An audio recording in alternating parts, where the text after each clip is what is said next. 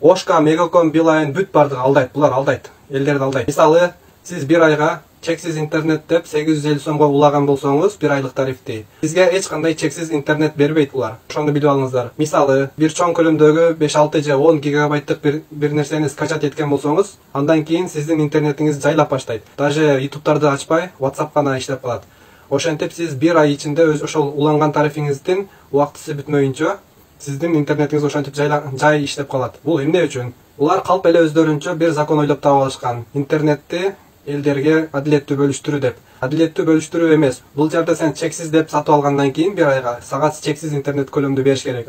Аны сен канча скачать этесиң, канча көп колдоносуң, алар менен иши болбош керек. Сен акчаңды төлөгөндөн кийин булар сага интернетти бериш керек. Булар ошентип элдерге чексиз деп алдайт дагы, эч кандай чексиз эмес. Чектөө киргизип коет. Сен каалагандай иштете албайсың. Ким байкаган болсо ошону комментарийге жазыңыздар.